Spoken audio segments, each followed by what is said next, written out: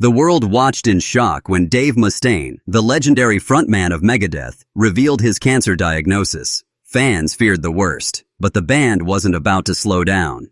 In a candid and emotional discussion, Mustaine and Megadeth guitarist Kiko Loureiro open up about the trials, resilience, and creativity behind recording the band's latest album while Dave battled throat cancer. From emotional highs to the tension of studio deadlines, this story is about survival, music, and the unbreakable bond between bandmates.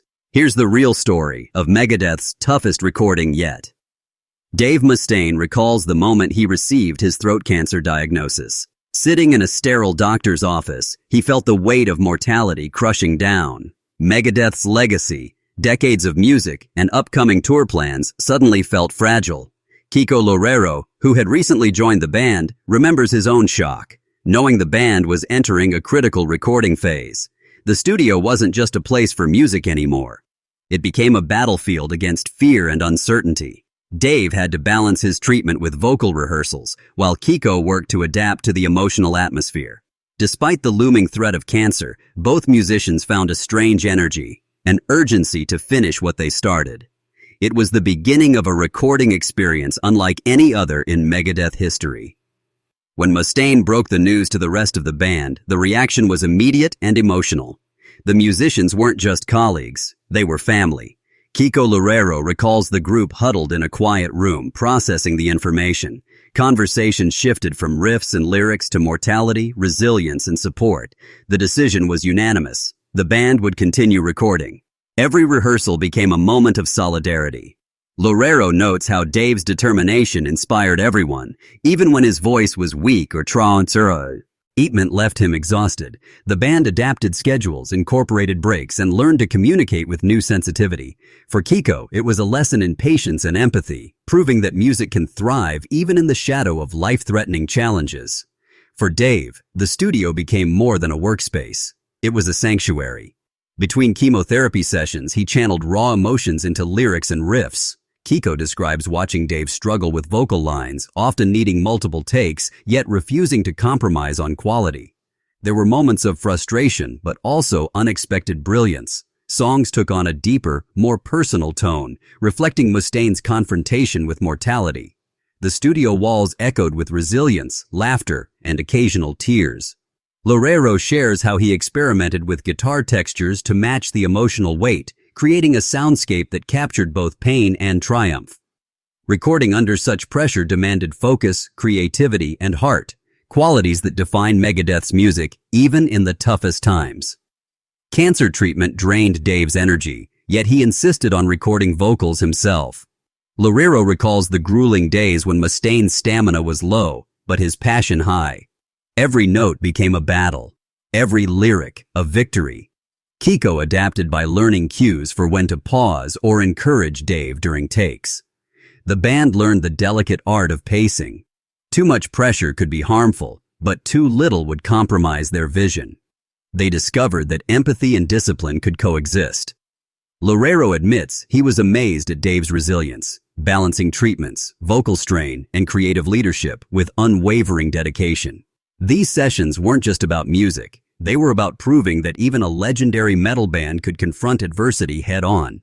Recording under life or death circumstances naturally brought emotional tension. Loureiro admits there were moments of silent worry, frustration, and even fear. Mustaine felt guilt for slowing down the process, while the rest of the band struggled to maintain focus amid anxiety. Yet, these tensions produced raw, authentic performances. Loureiro reflects on the irony. Stress usually stifles creativity, but here it fueled intensity. Guitar solos, drum patterns, and vocals gained a visceral depth previously unseen.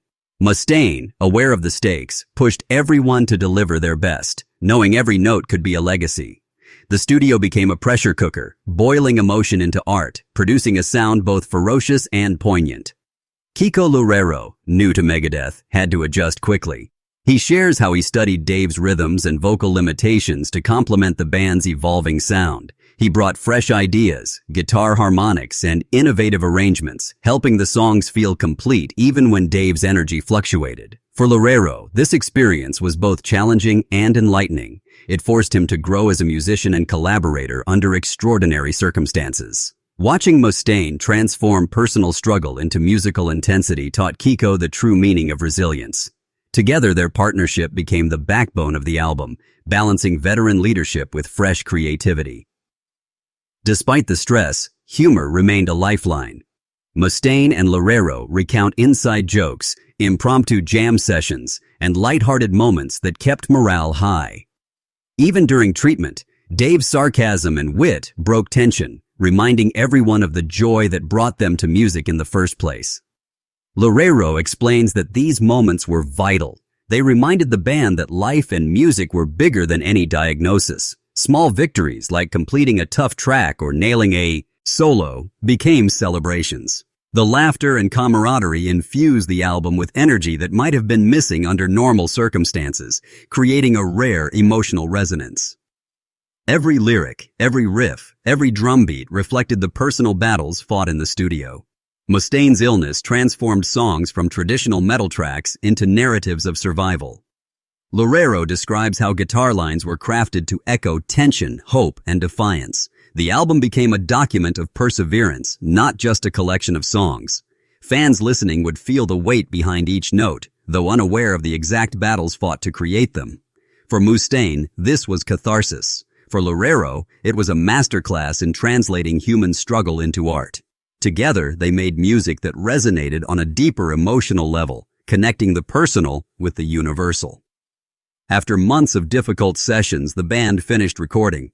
Loureiro describes the bittersweet moment of triumph, joy mixed with exhaustion and relief. Mustaine, once unsure he'd even be able to sing, now held a completed album in his hands. The band celebrated quietly, understanding the gravity of what they had achieved. Loureiro reflects that this wasn't just another Megadeth album, it was a statement that art can flourish even under the darkest circumstances. Mustaine's determination became an inspiration, proving that the human spirit can turn suffering into creation. The album's release marked a turning point. Critics and fans alike praised the depth, intensity, and emotion. Loureiro emphasizes that while technical skill mattered, the true magic came from the human story behind the music. Mustaine's cancer battle, the band's solidarity, and the creative process under immense pressure left an indelible mark on Megadeth's history. This experience redefined Loureiro's view of music and life, teaching him that courage and perseverance are as important as talent. For Dave Mustaine, it reaffirmed his identity as a fighter, both in life and on stage. The album stands as a testament to survival, friendship, and the enduring power of metal.